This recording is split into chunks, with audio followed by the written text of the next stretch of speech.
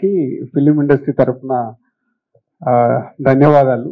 ఎందుకంటే ఫిలిం ఇండస్ట్రీకి ఇది పైరసీ అనేది ఎన్నో రకాలుగా వస్తూనే ఉంది.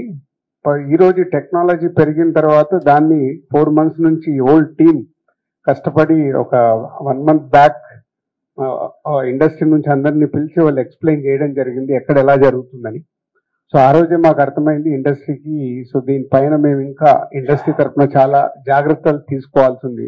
ఎగ్జాంపుల్ ఈజ్ క్యూబ్ యూఎఫ్ఓకి మేము కాంటెంట్ ఇచ్చేసి డబ్బులు ఇచ్చి వాళ్ళని థియేటర్లకి సర్వీస్ చేసేలాగా తీసుకుంటాం. బస్ అక్కడి నుంచి ఇలా హైక్ అవుతుంది అనేది తెలిసిన తర్వాత చాలా ఆశ్చర్యపోవడం మా వంతైంది. సో టెక్నాలజీ పెరుగుతున్నా కొద్దీ మనం ఎంత జాగ్రత్త పడతామో అలా దానిపైన చెయ్యాలనుకునే ఇందాక ఒక అబ్బాయి గురించి చెప్పారు. 21 years ఏదో టైం పాస్ కన్నా స్టార్ట్ చేసి ఎగ్జైట్మెంట్లో ఆ కిక్ కోసం సినిమా చూడాలని ప్రయత్నం చేసి ఆయన ద్వారా మనీ వెనకాల మళ్ళీ ఒక ఇల్లీగల్ ఇప్పుడు గేమింగ్ కావచ్చు ఏదైనా కావచ్చు మన సొసైటీకి డెఫినెట్గా ఇంపాక్ట్ పడేటి ఇవన్నీ.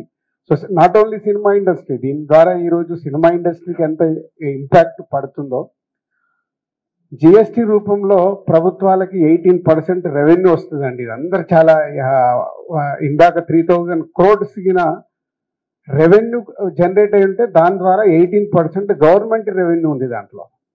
మనందరికీ తెలిసి ఈరోజు జిఎస్టీ సినిమా పైన 18 rupees ప్రతి 100 rupeesకి 18 rupees రెవెన్యూ ఉంది.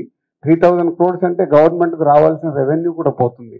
సో నాట్ ఓన్లీ ఇండస్ట్రీ, ఇటు గవర్నమెంట్కి కానీ అటు ఇల్లీగల్ దానికి ఈ పైరసీ అనేది చాలా డ్యామేజ్ చేస్తుంది. సో డిపార్ట్మెంట్కి థ్యాంక్స్తో